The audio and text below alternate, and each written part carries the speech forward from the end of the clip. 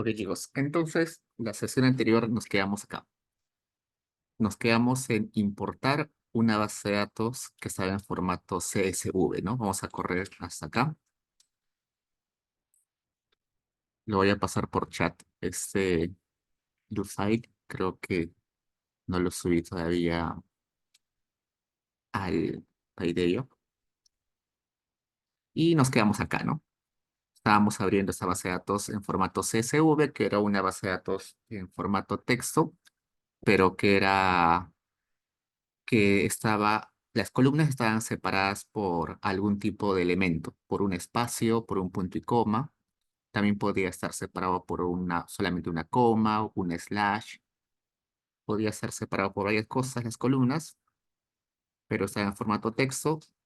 Eso para que pese menos y la base de datos se pueda manipular de forma más fácil, ¿no? Vamos a ver acá. El que nosotros hemos abierto, o el que hemos abierto en formato CSV, era este, ¿no? Si nosotros lo veíamos, está separados con puntos y comas. Ya. En ocasiones, el que creó la base de datos pudo haber utilizado otro elemento, ¿no? Un espacio, una coma, un slash, un doble slash, un símbolo de dólar, un símbolo de, no sé, de porcentaje. Cualquier elemento pudo haber utilizado. Si ustedes saben cuál es el elemento, acá al final, en la, después de la coma, pueden poner ustedes y decirle a Stata, el delimitador es tal. Por ejemplo, acá le voy a poner que el delimitador son puntos y comas. Puntos, comas, ¿no? Eso, el delimited, solamente para decirle acá, en el caso de que yo conozca cuál es el separador de columnas, ¿no? Si no le pongo, igual puede funcionar porque Stata puede identificar por sí solo, pero en ocasiones el que creó la base de datos puede poner un delimitador un poco especial, ¿no? Los delimitadores más conocidos son el punto y coma, la coma, el espacio, pero a veces quizás algún investigador puede poner un delimitador poco usual, no sé, un doble slash o un símbolo de este símbolo o el símbolo de dólar como delimitador y Stata quizás no lo puede identificar con facilidad. Entonces, por eso ustedes pueden explicitar cuál es ese limitador, ¿ya? Esta opción clear era la opción para decirle, en caso haya una base de datos abierta, limpia toda esa información y carga esta información de esta base de datos fallecidos COVID.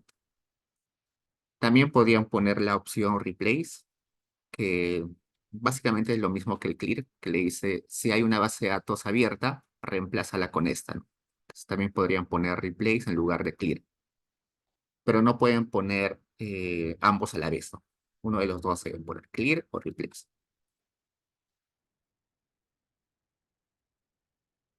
Tratemos de abrir otra base de datos, importar. En este caso vamos a abrir la base de datos que está en formato TXT. Entonces vamos a la archivos, vamos a acá, archivos, importar datos de texto. Acá vamos a abrir este que dice documento de texto. Es parecido al CSV, solamente que en este caso eh, se utiliza una, vamos a abrirlo de todos modos, una organización de esta forma. Es un poquito más ordenada, pero de todas formas, la separación entre columnas utiliza espacios. Espacios a veces más largos, a veces más cortos, pero son espacios. Y también se cargan así, ¿no? Simplemente acá me da la vista previa y le pongo OK. Le pongo que sí reemplace lo que ya estaba abierto. Y acá ya lo abrió. Y de paso acá Stata me dice el código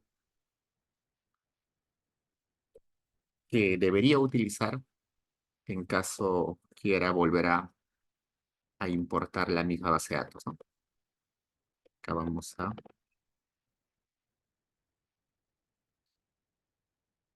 Este encoding UTF-8 no es necesario, simplemente para decirle qué versión de, de programa es. Si no lo pone, si yo lo estoy borrando, y vamos a poner acá, delimited, espacio, vamos a copiar esto. Si lo ponen así,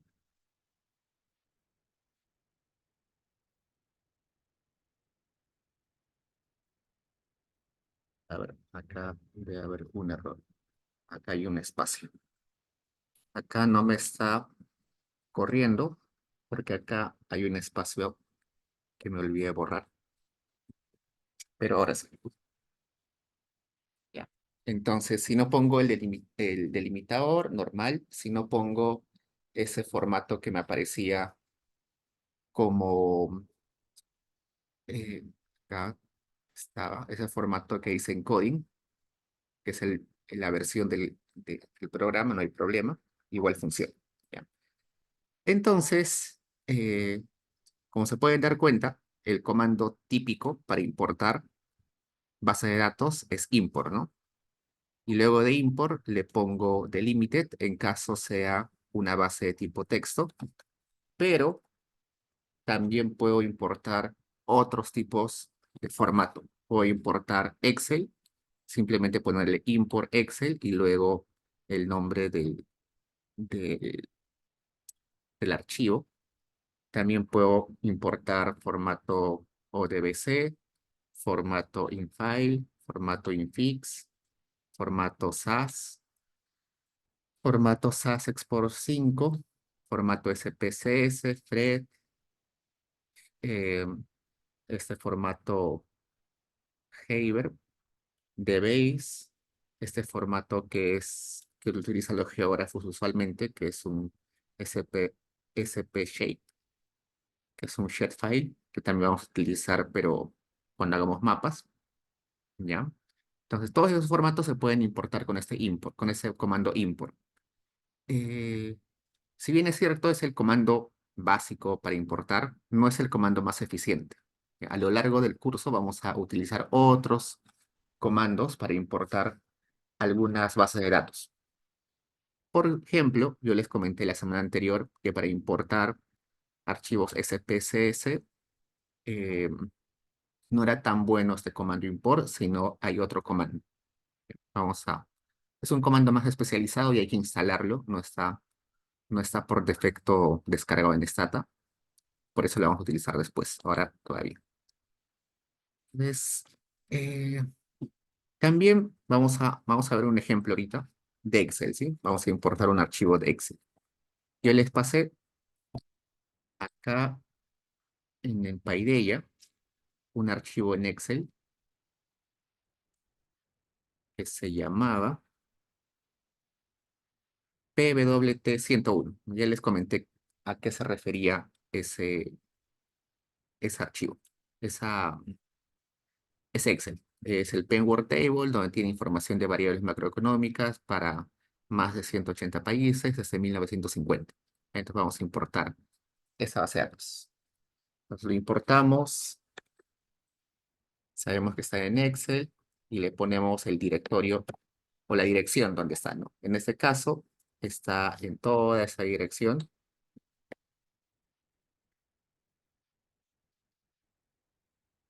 y tenemos que poner al final el nombre, ¿no? PW es 1001. En este caso está en formato XL, ¿dónde está? XL, SX. Y le ponemos clear o replace y probemos si funciona o no funciona. Sospecho que no va a funcionar. Corremos.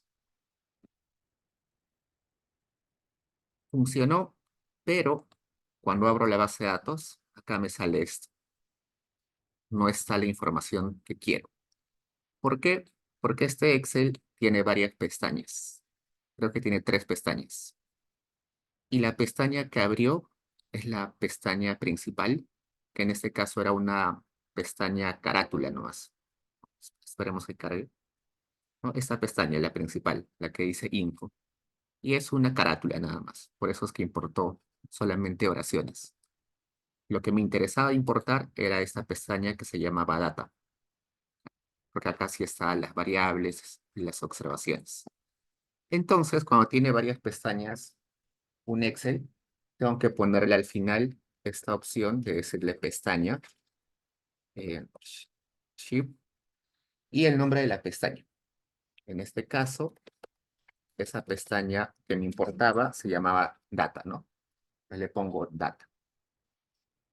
Ahora corremos y vemos si está bien o todavía no, no se ha realizado de la forma que quiero. Abro y todo me sale en rojo, es decir, todo está en formato texto. A pesar que acá hay números, lo ha importado como texto. Y la fila, bueno, y donde debería haber los nombres de variables, solo ha puesto A, B, C, no ha puesto los nombres de variables. El nombre de variable lo ha puesto en la fila 1. Entonces yo le tengo que decirle a Stata, esta fila 1 tiene la información de los nombres de variables. Este country code debes ponerlo acá, en el encabezado de la columna. Este country tienes que ponerlo acá en lugar del B, que sea el encabezado de esa columna. Entonces, para decirle eso, que la primera fila corresponde a los nombres de variables, tengo que ponerle una opción adicional que sea first row. First, primera fila, ¿no? First row. Así. ¿Qué más? Ahora veamos si ahora sí está bien lo que importamos. Y ahora sí, ¿no? Ahora ya importó la pestaña, la hoja que yo quería. Y además puso los nombres de las variables bien. Y los números están en formato número. Y las palabras o textos están en formato texto, ¿no? Entonces, todo está bien.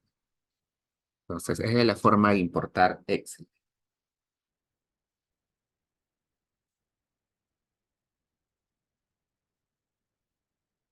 ¿Qué más? Ya. Esos son formatos que no son de Stata propiamente, ¿no? Si yo quiero cargar una base de datos de Stata, dijimos que podríamos utilizar SiteViews en caso la base de datos sea de ejemplo de la misma, creada por la misma Stata Corp, ¿no? Por ejemplo, hay varias bases de datos que son de ejemplo de Stata, como la base de datos Auto, que ya la hemos usado antes. Esa base de datos está precargada en, en la memoria de Stata. Cuando descargo Stata, también se descarga esa base de datos. Por eso es que utilizo este comando especial que es siteuse. Pero si es una base de datos ajena a Stata Corp, si no es una base de datos del INEI o es una base de datos del MEF o una base de datos del FMI, del Banco Mundial, que está en formato Stata, lo que tengo que utilizar es el comando use. Por ejemplo, yo les pasé en Paideia esta base de datos sumaria-2022, que es del INEI, parte de la encuesta nacional de hogares, un módulo de la encuesta nacional de hogares del año 2022, que está en formato ETA, que es el formato propio de Stata para almacenar datos. Entonces, para eso utilizo el comando use, pongo el nombre de la base de datos, por ejemplo, sumaria-22.dta y luego clic. Corro y acá algo sucedió. Sumaria 22. Ah, bueno, me falta decirle dónde está. Me dice, no hemos encontrado sumaria. ¿Por qué me dice que no ha encontrado sumaria? Porque mi directorio es el global directorio y el global directorio es la carpeta semana 2. Y en semana 2 no está esa base de datos. Vamos a ver acá. ¿Dónde estamos? Laboratorio. Acá en semana 2 no está sumaria. Sumaria está en bases originales. Entonces lo que debería hacer es poner la dirección completa. Vamos a poner así. Ahora sí, ¿no? Está en bases originales, sumaria. Ahora sí abrió. Pero nosotros recordamos que todo esto que estoy seleccionando, semana 2, yo lo había guardado con el nombre, con el global directorio. Entonces todo esto yo podría simplemente reemplazarlo con global directorio, directorio, para no tener que escribir todo extenso, ¿no? Entonces, así abro la base de datos, pongo la dirección donde está la base de datos, seguida del nombre de la base de datos en formato ETA, coma clear para limpiar el entorno de Stata y cargar la base de datos, en este caso sumaria 2022. Entonces, abro la base para ver si se cargó bien. Si se cargó bien, acá tenemos 167 columnas o variables, 34.213 filas u observaciones. Tenemos un montón de variables como año, mes, conglomerado, vivienda, hogar, ubigeo, dominio. En este módulo, las variables más importantes son pobreza y esta es una variable sobre vulnerabilidad de la pobreza. Pobreza se define como pobre extremo, pobre no extremo y no pobre. Esa es la variable más importante. Todas las variables que están acá atrás son variables que sirven para determinar la pobreza, ¿no? Como el gasto, los tipos de gasto, las líneas de pobreza, las líneas de pobreza extrema. Todo eso lo vamos a explorar cuando lleguemos a nuestro, a la parte de Now, ¿sí? Por el momento, quiero que se fijen algunas cositas. Por ejemplo, acá, miren en la lista de variables, a la variable año no lee la ñ. Acá tampoco lee ñ. Acá debería decir ubicación geográfica. Esta A con tilde no la lee. ¿Qué más no lee? A ver, acá.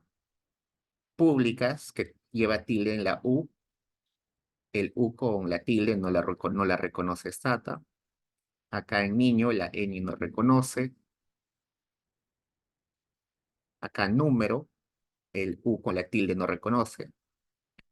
¿Qué sucede? Stata no está reconociendo algunos elementos como la ñ, la tilde. A veces no va a reconocer algunos símbolos como el dólar. Si yo tengo un nombre que le he definido con dólar o con un slash o con un guión especial, un guiño, con algún carácter especial, Stata no lo va a identificar. Y puede ser problemático porque supongamos que yo quiero hacer un summarize de, de la variable año, ¿no? Acá abajo, en comando, estoy poniendo summarize año y me dice, no detectamos la variable año. ¿Por qué no la detecta? Porque no hay la ñ, no detecta la ñ stata en este caso particular. ¿Qué debo hacer ahí? Tengo que traducir la base de datos. ¿Por qué? Porque en algunos idiomas no existe la ñ. Por ejemplo, en el inglés no hay la ñ, ¿no? Entonces, Stata está pensando que esta base de datos lo más probable es que esté en inglés, porque inglés es el idioma más conocido, entonces no lee la ñ. Entonces, por eso no lee. La tilde también en el inglés casi no se utiliza, así que por eso no lo leo. Los tengo que traducir la base de datos, que en otros términos no es traducirlo en el sentido de que ahora mes, ahora va a ser month, año, year, no. Traducir en el sentido que hay que declararle a Stata de que mi base de datos está en español. Ese proceso de declarar que está en español se le llama traducir en la jerga de programadores. Eso lo vamos a ver en las sesiones siguientes, pero por mientras, quiero que les quede esa idea de que en ocasiones, hay que traducir la base de datos. En este caso, lo vamos a traducir al latín. ¿Por qué? Porque el latín es el idioma del cual se derivan otros idiomas, ¿no? El italiano, el francés, el español, todos ellos se derivan del latín. Eh, Todas ellas son las recomendaciones pero todas ellas son lenguas que nacen del latín. Entonces, usualmente vamos a traducirlo a una versión de datos de latín. Pero eso ya lo vamos a hacer las siguientes sesiones.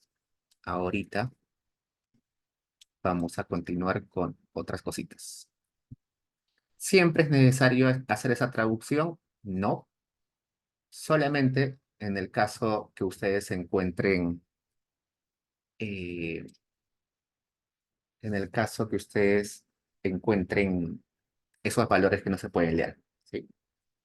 Acá su compañera Almendra me dice, esa es la recomendación de Snake Case.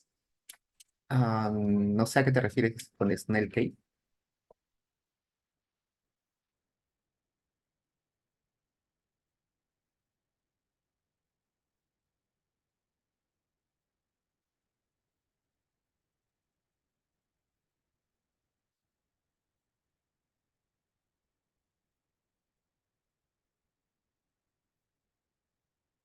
Ah, ya.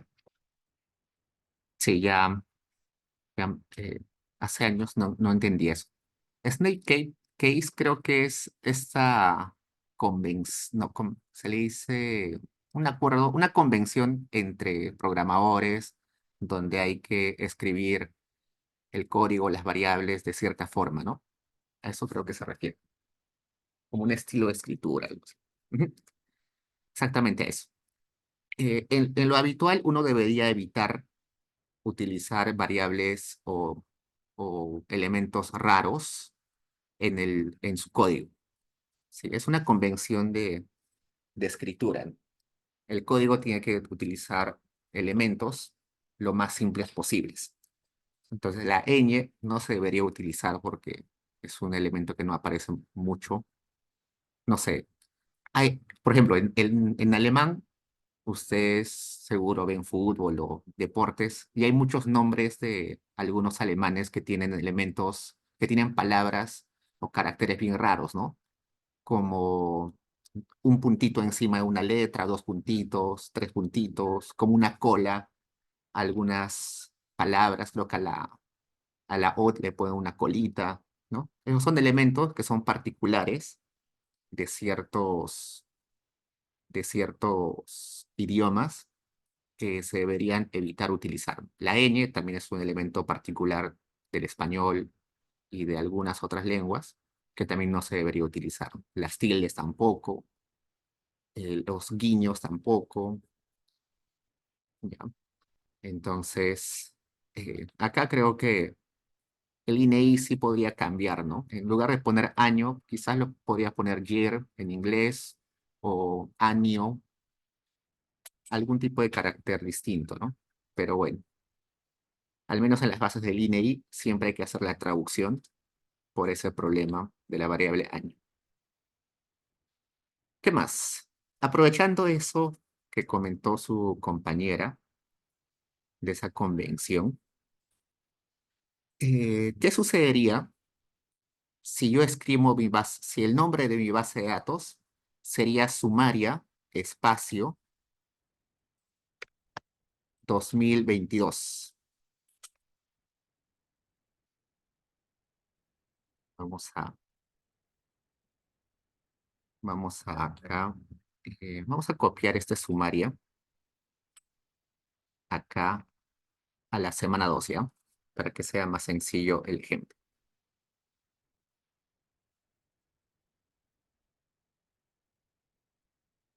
Re- Recuerden,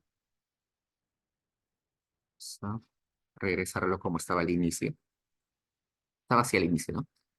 Nuestro directorio, que está acá arriba, explicitado, explícitamente acá he puesto que el directorio es semana 2.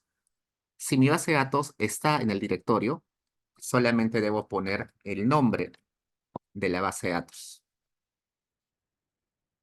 Uy, perdón. Sumaria, acá. Sumaria, guión 2022.dta. Y ya está, lo abrió. Entonces, poner toda la dirección completa solamente se hace cuando no está en mi directorio. Pero si está en mi directorio, solamente tengo que poner el nombre de la base de datos. ¿Ya? Eso es una, un detalle. Otro detalle que es lo que estaba comentándoles hace un rato. ¿Qué pasaría si mi base de datos se llama sumaria eh, espacio 22? Y acá ya está, le cambio sumaria espacio 2022. Corro y está normal. Y si le quito las comillas, funcionará. Veamos. Le quito las comillas. No funciona. Pero si el nombre hubiera sido sumaria guión 22, ¿funcionaría? Quitándole las comillas. Vamos a probar. Acá vamos a poner sumaria guión. Acá arriba le voy a quitar las comillas.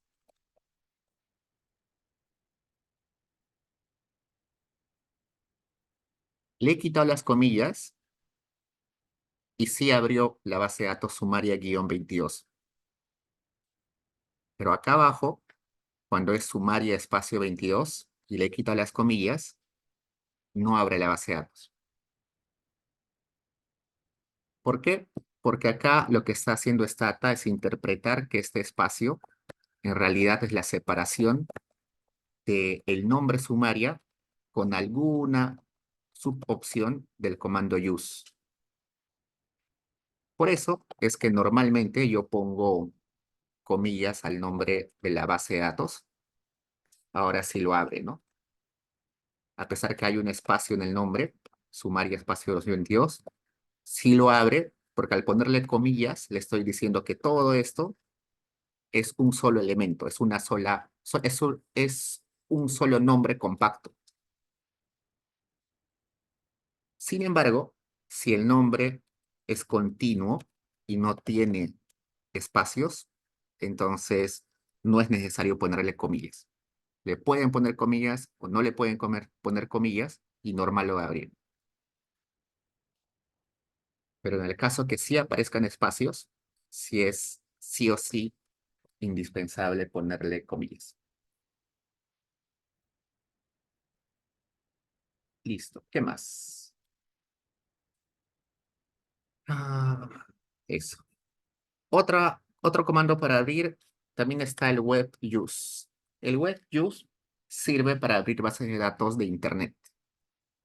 Por ejemplo, ustedes seguro han utilizado en fundamentos de econometría o en econometría intermedia algunas bases de datos que aparecen en los libros Principles of Econometrics de Carter, en los libros de Wooldridge, en los libros de Green, ¿no? Son libros típicos, son libros de texto de econometría que se utilizan en todo el mundo. Y esa base de datos, que ya son muy populares, están en Internet. Y como son muy populares, yo los puedo descargar directamente. Para eso pongo web use, descarga de la web, la base de datos, por ejemplo, que se llama High Schools, que es una base de datos de colegios, que es una base de datos que aparece en varios libros. Pues como es tan conocida esa base de datos, como es tan conocida, uy, sí, como es tan conocida y está en internet, entonces Stata lo va a buscar en internet y ya está, lo, lo descargó, ¿no? Es de estudiantes de secundaria, ¿no?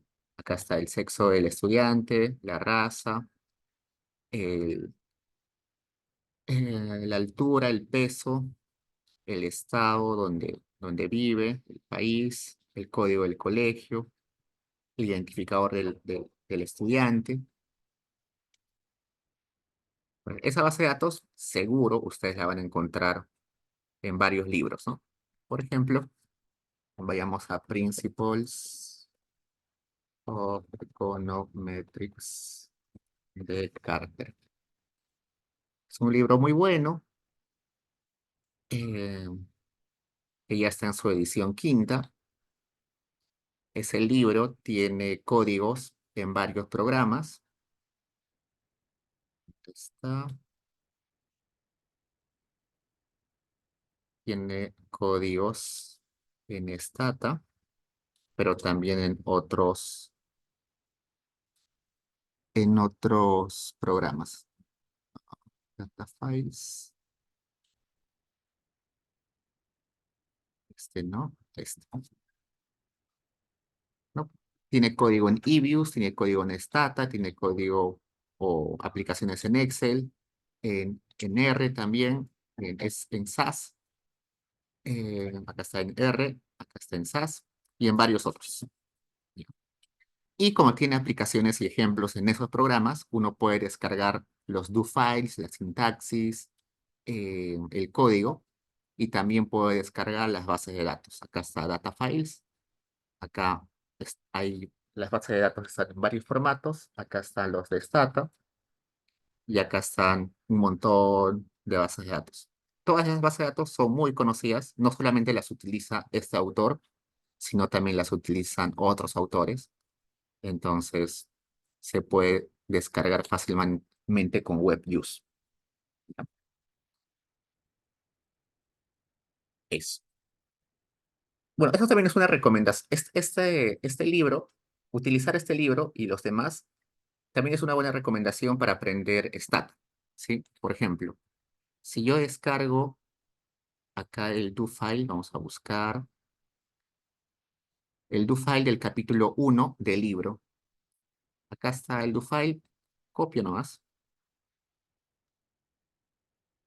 lo copio, abro un nuevo do file y acá está todo el código que se utiliza en el capítulo 1 de ese libro. Acá está solamente el código, la explicación de los resultados está en el libro mismo. Entonces, acá, por ejemplo, está utilizando una base de datos que se llama CPS5 Small. Acá les dice algunas, algunos estadísticos restrictivos, ¿no? Por ejemplo, acá está utilizando el summarize que nosotros utilizamos en la sesión anterior con la opción detail. Acá está aumentando un condicional if, el condicional in que también utilizamos. Acá está combinando el detail con el in. Acá está combinando el if con el in y con el detail, ¿no? Y acá está haciendo algunas tablitas, resúmenes, algunos gráficos, ¿no? Ustedes pueden ir corriendo, comparando los resultados con el libro, ver qué cosa hace el libro y estar aprendiendo Stata, ¿no? Y a la vez econometría. Usualmente cuando hacen alguna regresión o hacen alguna tabla que acá aparece, no sé, por ejemplo, vamos a correr hasta acá. Usualmente bueno, ahorita no está, vamos a, vamos a, no lo está jalando, pero si no lo jala internet, ustedes lo descargan. Acá ya vamos a, acá está datos. Acá está datos. Vamos a descargar la base de datos que está utilizando, ¿yo? La base de datos se llama SPS5 Small. Sí.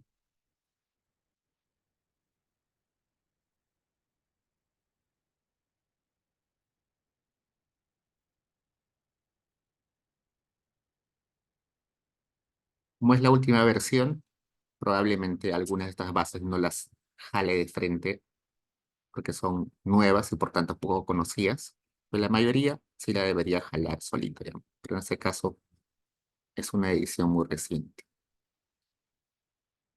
A ver, vamos a ver. Creo que yo tengo el libro mientras va descargando. Voy a buscar el libro.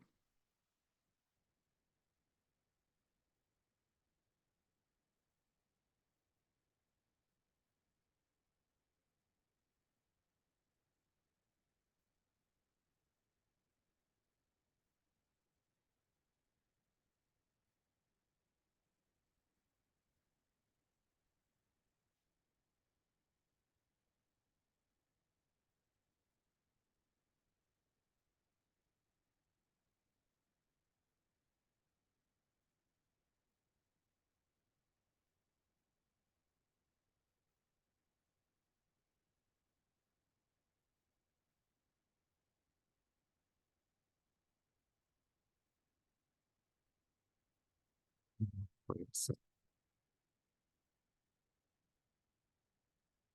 No quiere descargar.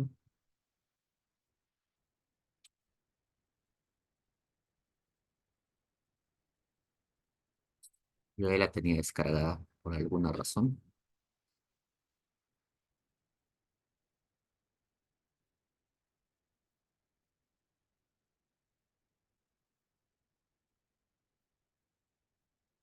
Yo tenía descargada esta base de datos. Está demorando descargar.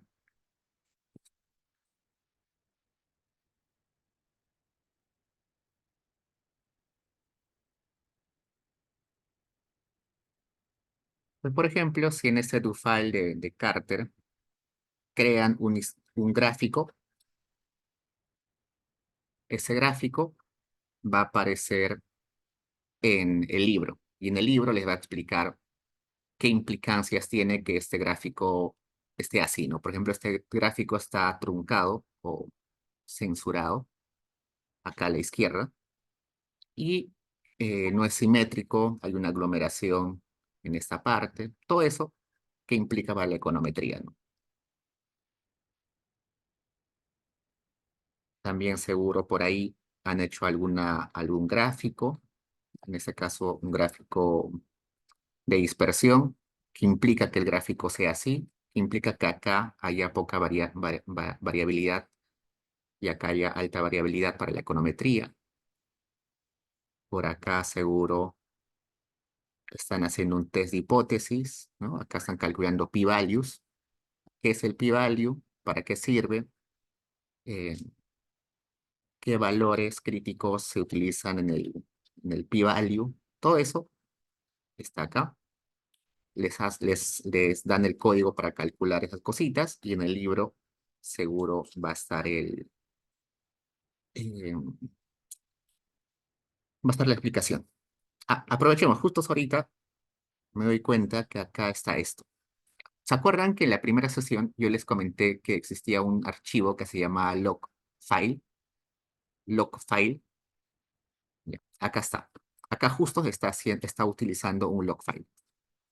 Acá, antes de abrir la base de datos, ha puesto esto, log using el nombre que le está poniendo al archivo log, replace, para decirle en caso exista un archivo log file con ese nombre, reemplázalo.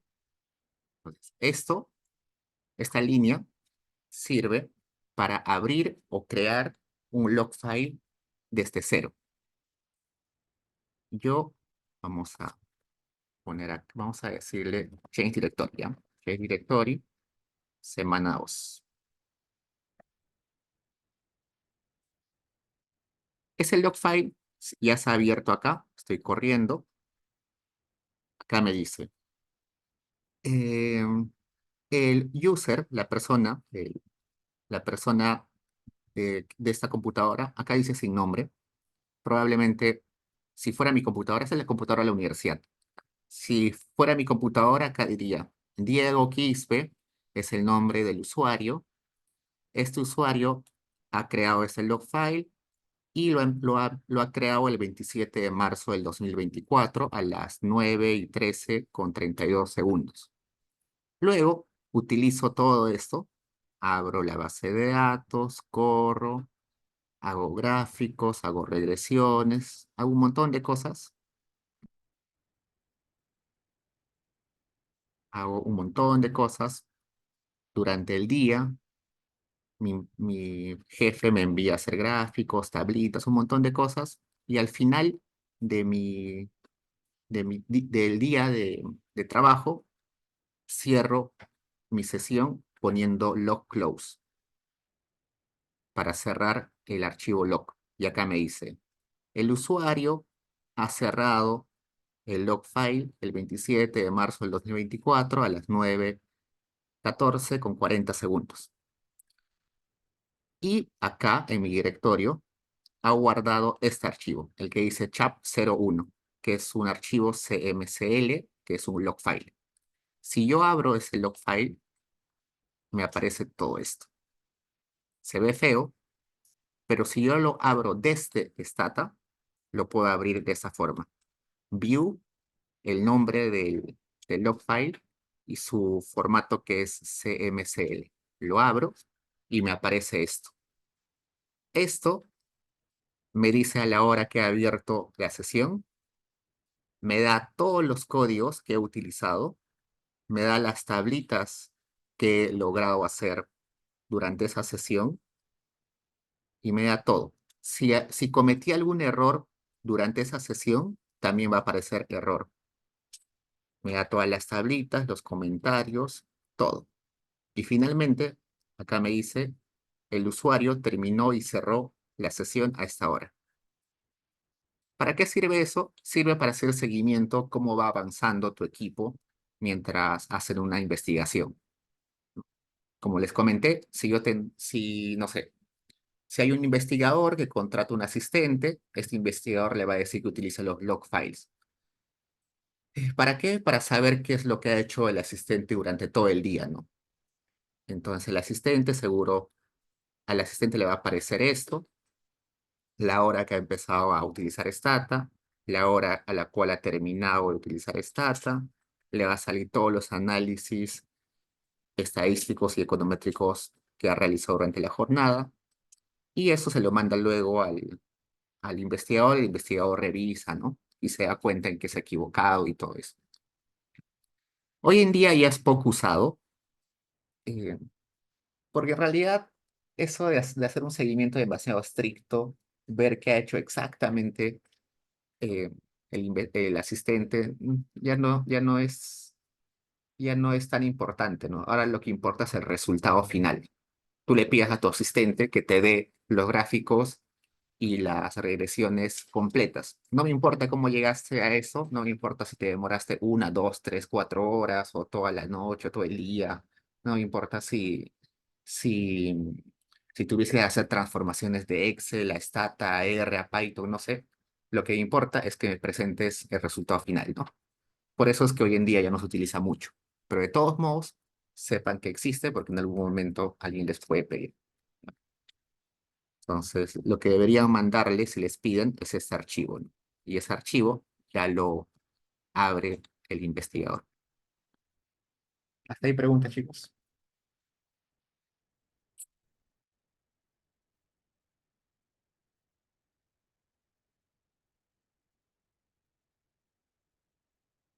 Como registro de los comandos y resultados que he realizado durante una sesión de Stata.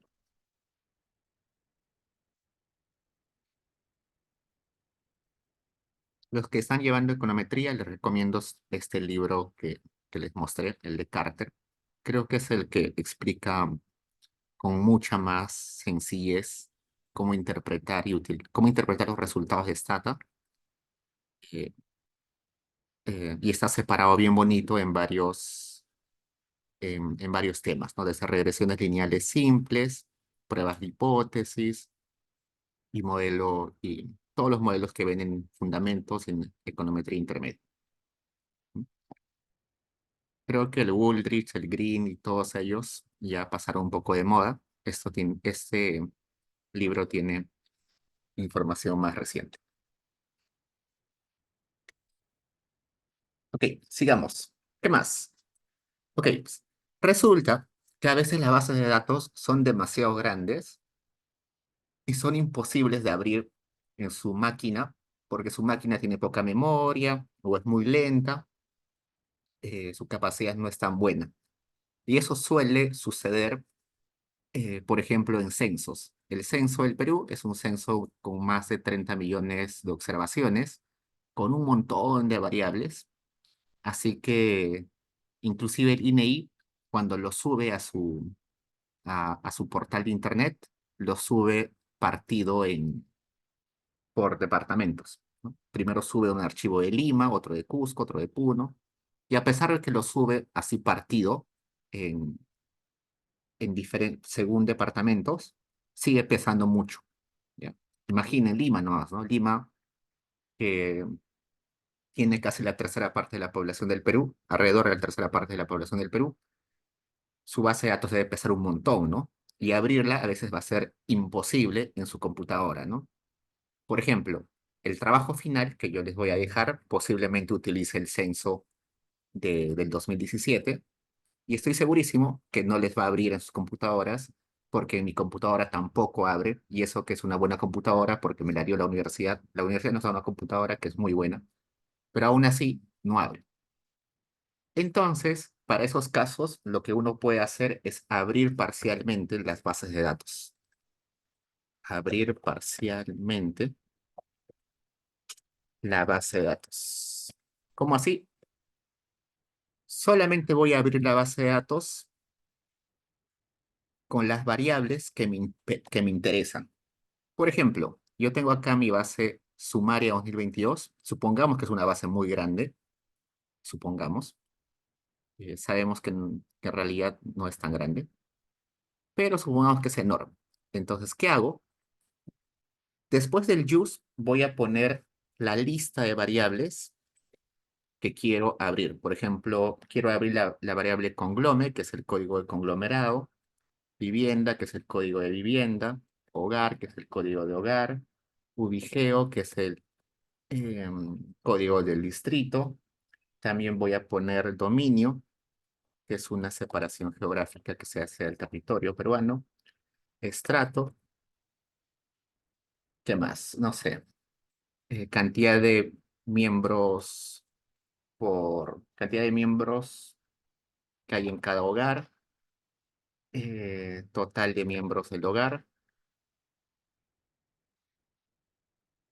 y cantidad de perceptores en el hogar, ¿no? Cantidad de personas que trabajan en el hogar. Y luego le voy a poner using para decirle que eso lo aplique a la base de datos sumaria 2022.dta.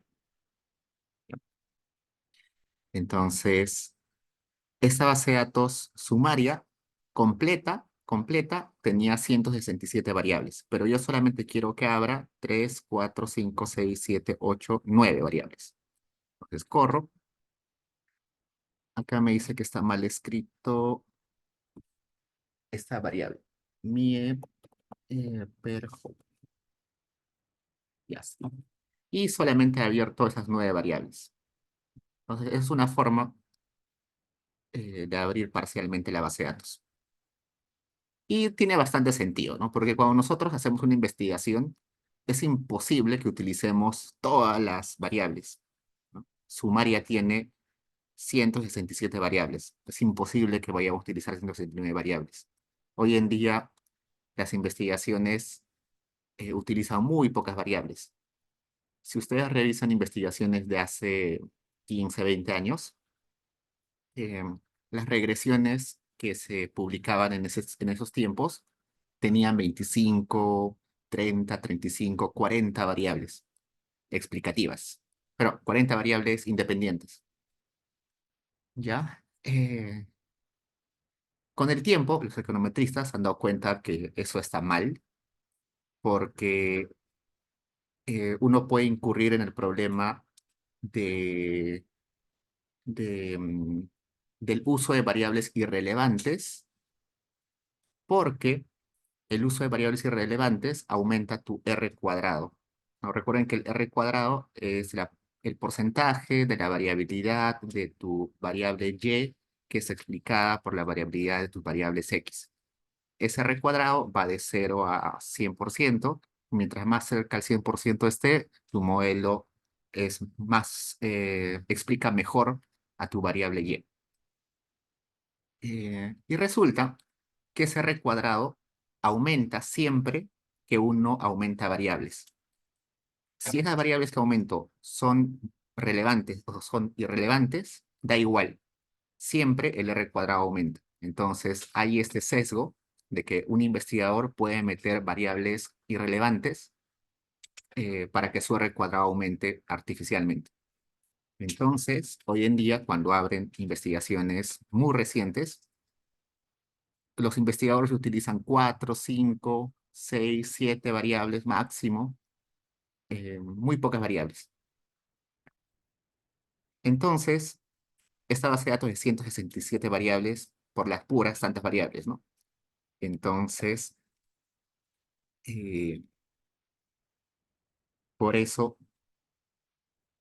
eh, igual, en el trabajo final, cuando yo les pida hacer un análisis de algún tema, en la base de datos del censo van a encontrar cerca de 50 y tantas variables, si no me recuerdo. Pero van a tener que utilizarse unas 8, unas 9, máximo 10 variables, ¿no? Así que si no abre porque su computadora no lo permite, entonces la solución eh, es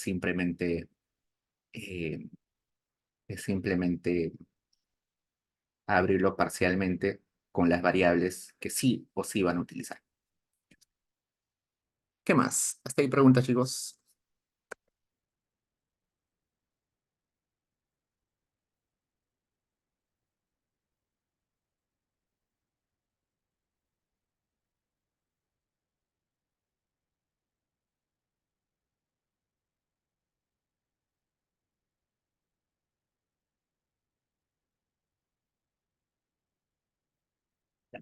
Sigamos. Eso es lo último que vamos a hacer. Con esto cerramos los temas que teníamos que avanzar hasta hoy. Esto es el último, ¿sí? Descargar desde Internet. Resulta que en ocasiones vamos a tener que trabajar intensivamente con alguna fuente de datos que está en Internet. Por ejemplo, si quiero acceder a los datos del INEI, pongo microdatos INEI, entro a la primera, eh, al primer resultado y tengo esta pantalla. En, en este portal voy a tener la información de la mayoría de encuestas, censos y bases administrativas del INEI. La mayoría, no todas. No están, por ejemplo, las más antiguas. Hay encuestas que lamentablemente se han perdido parcial o totalmente en el INEI. Yo recuerdo mucho, por ejemplo, que hay una encuesta, un censo, ni siquiera encuesta, un censo de personas que retornaron a sus lugares de origen luego del terrorismo, luego de la época del terrorismo, ¿no? Sucedió de que en la época del terrorismo mucha gente salió de sus ciudades escapando de la violencia y solamente un grupo reducido regresó a sus lugares de origen una vez acabado el conflicto. Entonces, en la época de Fujimori, el INEI hizo un mapeo, un censo, para preguntar las características y algunos cuestionarios a aquellas personas que habían retornado a sus lugares de origen, ¿no? Por ejemplo, querían saber si retornaban los jóvenes o los adultos mayormente, si eran los hombres o mujeres los que retornaban, si habían retornado porque no encontraban trabajo o porque no se acostumbraban o porque el idioma era una barrera. Es una encuesta muy bonita, pero que lamentablemente se perdió como es del 90, y desde el 90 se ha cambiado computadoras, servidores, un montón de cosas, se perdió gran parte de ese censo. Hoy en día creo que hay una parte, pero no toda. Igual hay un montón de encuestas y censos que se han perdido en el tiempo. También les conté, creo que al inicio, o no me acuerdo, que en el Perú ha habido muchos censos de población, ¿no? pero el único censo, el censo que se hizo en los ochentas también se perdió. Recién un profesor que se llama César Guaroto logró recuperar ese censo porque uno de sus colegas lo había descargado en su computadora en los años, al inicio de los 90. Entonces, rescataron esa computadora, eh, rescataron el disco duro de esa computadora y así rescataron el censo del ochenta y tanto, del 83, creo, 84. Pero el INEI no lo tenía porque lo había perdido en todo ese cambio de software y de hardware. Entonces acá está la mayoría, no está todo. Acá hay dos pestañas, una que dice consulta por encuestas y otra que dice documentación. En documentación está, por ejemplo, la ficha técnica, los diccionarios, los cuestionarios, los manuales del encuestador, los manuales de calidad, toda la documentación necesaria para, para, mm, para conocer la encuesta o el censo. Y en esa pestaña sí están los archivos descargables, el que dice consulta por encuestas. Acá podemos buscar todas las encuestas. Acá está la ENAU, la EPEN, el Censo de Infraestructura, la CENAGRO, un montón. También está el mapa de pobreza, que vamos a ver en un rato, eh, el mapa de pobreza que vamos a ver en las siguientes sesiones, qué es la pobreza multidimensional. Supongamos que yo soy un investigador que todo el tiempo trabaja con la ENAU. Entonces voy a ir acá, ENAU. Hay dos ENAUs, uno que dice anterior y otra actualizada. Resulta que el diseño muestral no era el mismo que en los años anteriores. Vamos a ver acá. Hay datos desde el 97, pero desde el 2012 o 11, 2012, 2012, la metodología cambió. ¿Por qué? El Banco Mundial hizo una recomendación al INEI diciéndole que su muestreo no era del todo eficiente, así que había que cambiar unas cositas. ¿Qué es el diseño muestral? Es la forma en la cual uno elige a quiénes encuestar y a quiénes no encuestar, ¿no? Sería imposible levantar información todos los años sobre todos los individuos, sino que solamente hay que levantar una muestra. En el caso peruano, solamente se levanta la información de 30 y tantos mil hogares, eh, que más o menos deben ser 100.000 personas, un poquito más. Entonces, ¿cómo seleccionar esos 100.000 personas? Uno diría aleatoriamente, ¿no? La respuesta sencilla es aleatoriamente. Pero, pero, ¿qué criterio utilizo ahí? Aleatoriamente agarro, ¿qué agarro? Agarro el registro de la RENIEC y sorteo a quienes encuestar y a quienes no. Difícil, ¿no? Puede salir sorteado alguien que vive en un lugar y voy y no lo encuentro porque se mudó o migró o se murió o no sé, mil cosas, ¿no? Entonces es muy costoso tener que ir a buscar específicamente a una persona que es sorteado en la base de la RENIEC. Lo que tengo que hacer es hacer un muestreo estratificado y balanceado según algunas características de la geografía y de la población. En el caso del Perú, lo que se hace, por ejemplo, es partir al Perú en conglomerados. Los conglomerados son unidades territoriales que más o menos en el área urbana son 3, 4 cuadras. Son 3, 4 cuadras. En el área rural es un poquito más grande, porque en el área rural la gente vive más dispersa, ¿no? Entonces se parte en el Perú en esos grupos territoriales, se sortea qué conglomerados, qué espacios geográficos se van a encuestar. En ese sorteo se tiene que garantizar que hay un balanceo. Por ejemplo, si Lima es la ciudad más grande, evidentemente debe haber más conglomerados sorteados en Lima.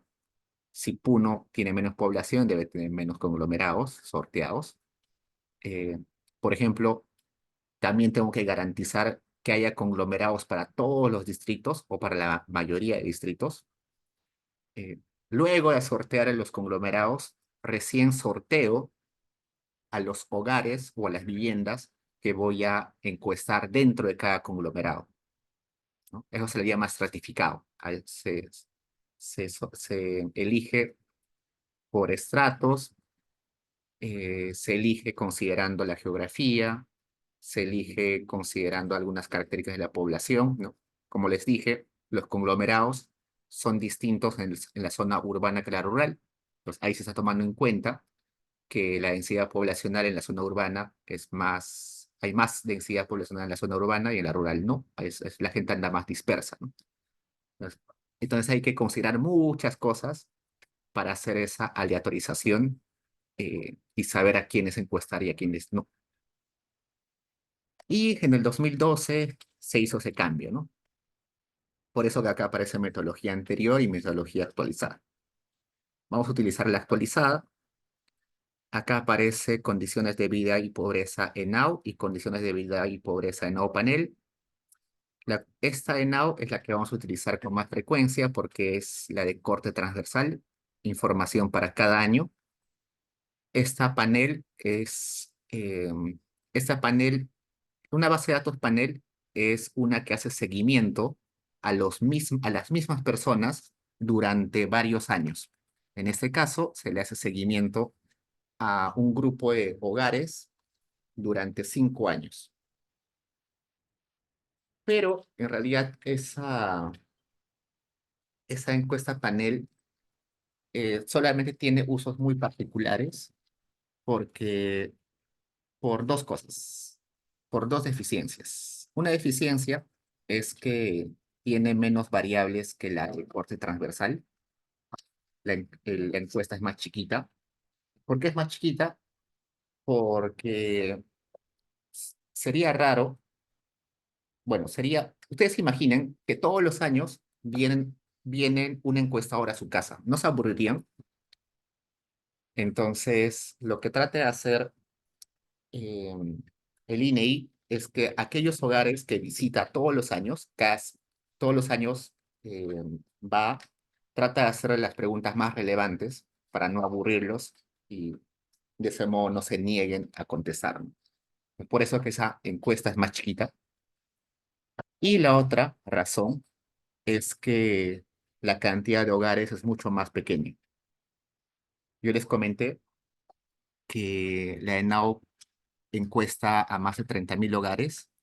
En la ENAO panel solamente hay 1.999 hogares que son encuestados durante los 5 años completos. Claro que hay hogares que han sido encuestados solo 4 años, solo 3 años, solo 2 años, pero los hogares que sí han sido encuestados los 5 años continuos solamente son menos de 2.000. Entonces, bien chiquita en términos de cantidad de variables y en términos de, de observaciones. Pero tiene su utilidad porque hace seguimiento en el tiempo y eso te ayuda a no solamente hacer estudios de variabilidad entre personas, sino también variabilidad en el tiempo. Ese es eh,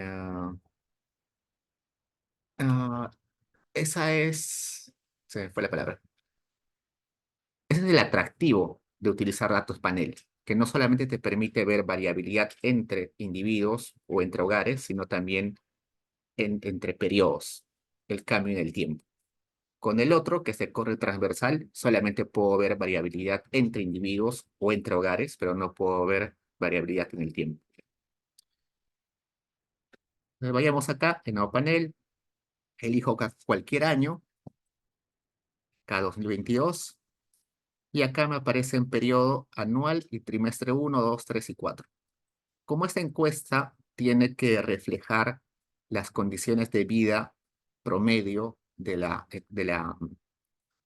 población peruana, no puede ser levantada solamente en algún periodo específico, ¿no? En un mes específico, en un trimestre específico, sino tiene que ser levantada a lo largo del año para que no existan sesgos. Por ejemplo, si, si solamente se levantara la ENAU en diciembre, habría un sesgo enorme porque la gente gasta mucho en diciembre, ¿no? Mucha plata en diciembre. Entonces uno diría, ah, mira, la gente está gastando mucha plata. Pero en realidad en diciembre se gasta porque la gente se endeuda o se presta plata de sus familiares, del banco, de un montón de lugares. Parece que está bien, pero en realidad quizás se está endeudando y eso en el largo plazo no está bien, ¿no?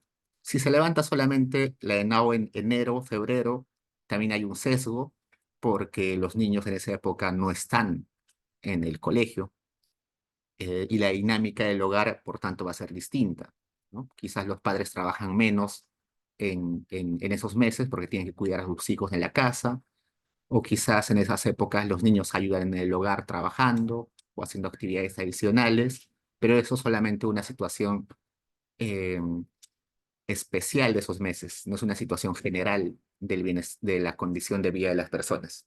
Por eso hay que levantar la información a lo largo de todo el año, desde enero hasta diciembre. Eh, en este anual eh, ya está compilado todos los meses, así que vamos a utilizar ese. Y como la base de datos de la ENAO es enorme y de muchos temas, que abarca muchos temas, es imposible poner toda esa información en un solo archivo. Lo que se hace es se separa por módulos. Acá tenemos un montón de módulos. Usualmente al módulo 1 se le dice el módulo 100, ¿no? Cuando ustedes van a leer un paper, van a leer el módulo 100. Cuando dice módulo 100, se refiere a este 1.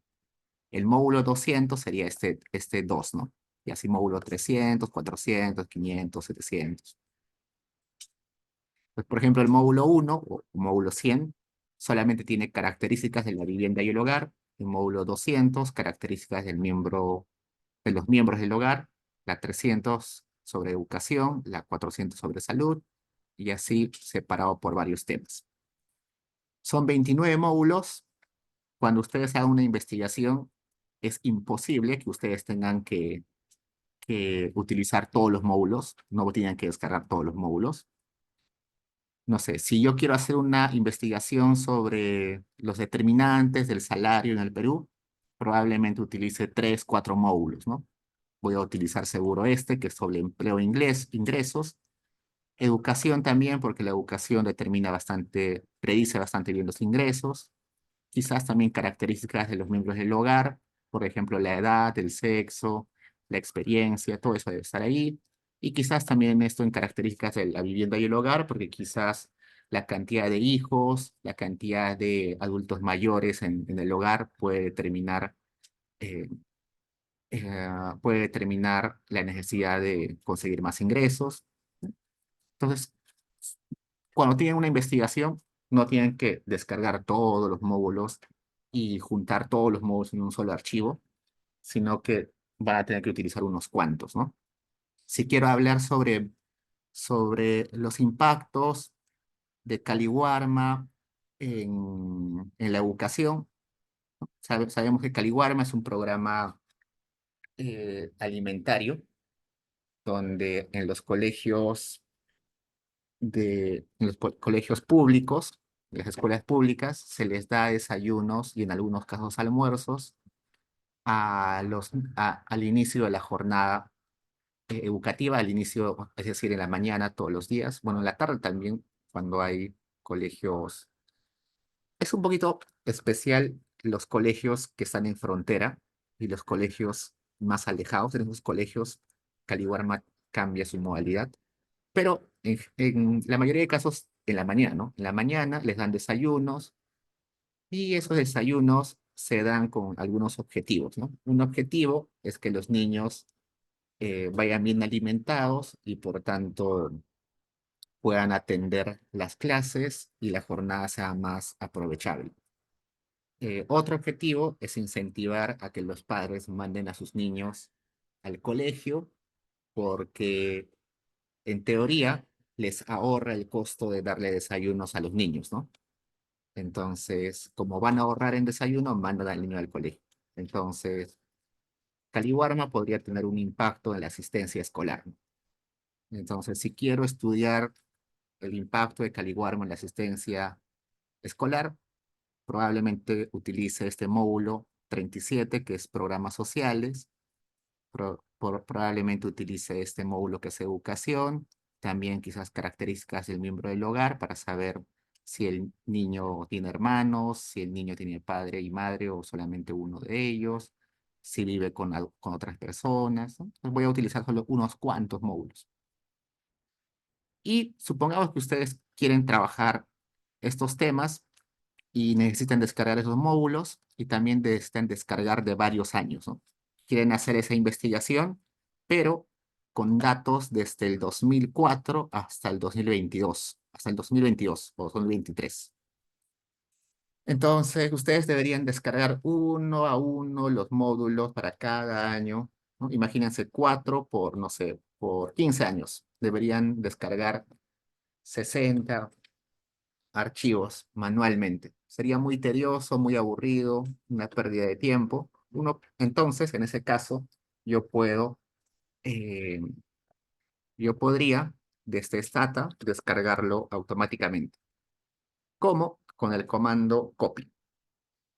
Pongo copy y me voy a la página del INEI y acá en descarga me da las tres opciones de descarga. Me dice SPSS, me dice Stata y CSV. Yo lo voy a descargar en Stata. Cuando yo pongo el mouse encima de descarga, en la parte inferior izquierda de la ventana aparece una franja que dice https dos puntos slash slash proyectos.ini y todo lo que continúa ahí. Eso es la dirección de descarga de ese archivo en particular. Pero yo podría copiar ese nombre y llevarlo a Stata para que lo descargue automáticamente. Entonces,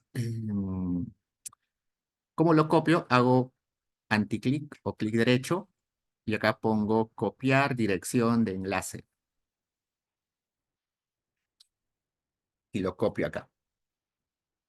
Lo pongo entre comillas y le pongo coma replace para que reemplace el archivo en caso exista en mi computador. Si se dan cuenta, acá me está dirigiendo a la página del INEI, a los archivos de Stata, y acá está el nombre del módulo que estoy descargando, ¿no? Entonces, a ver, corro. ¿Qué me parece? Barlis. Ah, algo escrito mal. Bueno, me falta el nombre, ¿no? Ya, perdón. Acá está acá tengo que ponerle el nombre, también entre comillas, con el cual voy a grabar.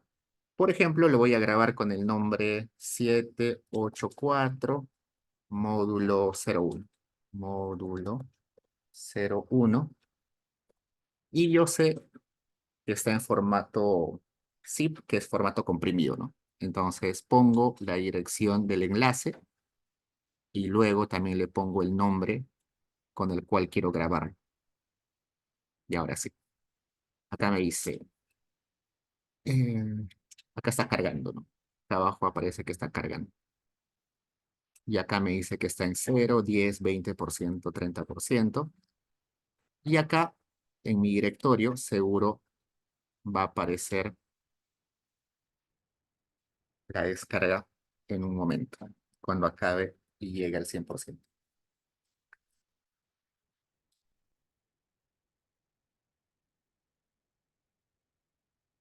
Ya está, lo descargó. Y acá está. A las 9:47 descargó este archivo. Abro y ahí está en la base de datos DTA, que es el módulo 100, y una serie de archivos que luego vamos a revisar, que en otras clases vamos a revisar qué es. Entonces, si yo soy un usuario recurrente de estos archivos, entonces puedo poner simplemente eso, ¿no? Este nombre, por ejemplo, es para el módulo 1. Para el módulo 2 termina en 784-módulo 02. Para el módulo 3 termina en 784 módulo 03. Y así para cada uno. Entonces podría copiar los enlaces, ¿no? Si lo quiero descargar en CSV, también puedo hacerlo. en SPSS también. Y una vez que lo tengo descargado, también lo puedo descomprimir con el comando unzip file. Pongo ese comando, pongo el nombre del archivo comprimido y pongo replace, ¿no? Veamos acá. Voy a correr eso y acá me dice que está incompleto. Algo sucedió ahí. Veamos. No descomprimió.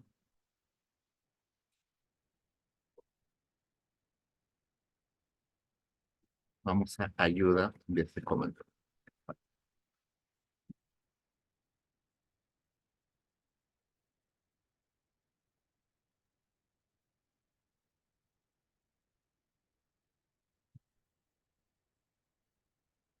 A ver.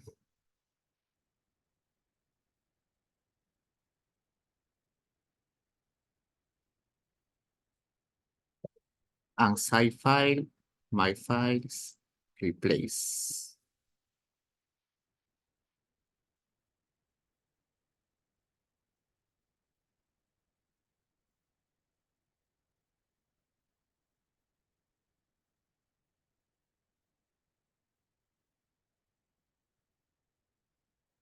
Me dice que el nombre no es válido. Vamos a probar. Si no es válido,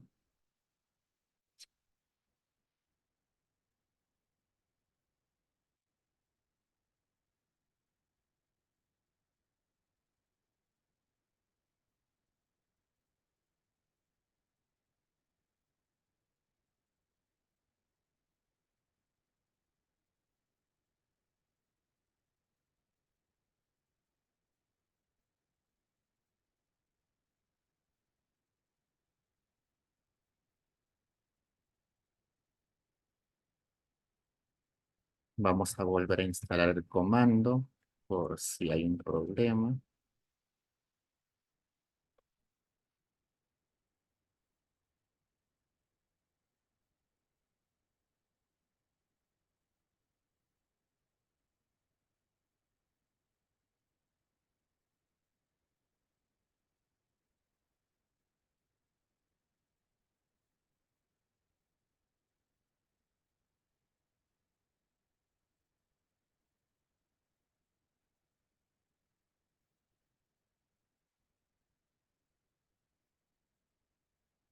Vamos a probar con otro, ¿ya?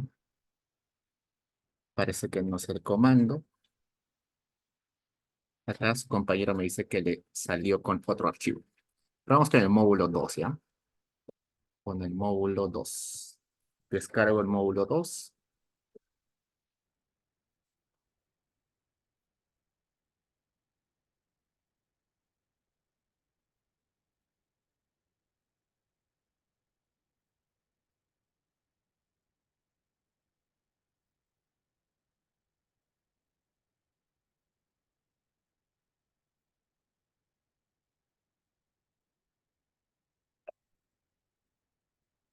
Me saltó copia. Ya descargó el módulo 2. Y ahora sí, ¿no? Ahora sí descomprimió el módulo 2. Acá descargó el módulo 2 y descomprimió ese módulo acá. Acá ya está descomprimido. Este es el comprimido, acá está el descomprimido y acá está toda la información del módulo 2, del módulo 200. El módulo 1 no lo descomprimió, parece que está corrompido el, la descarga del módulo, de ese módulo. Ya, pero con el módulo 2 sí sale. Sí, a veces puede suceder, ¿no? Los archivos cuando salen en internet a veces se descargan corrompidos con algún error y no funciona. Pero acá, con este ejemplo del módulo 2 sí lo descargó, ¿no? Ok, chicos, ¿hasta ahí preguntas?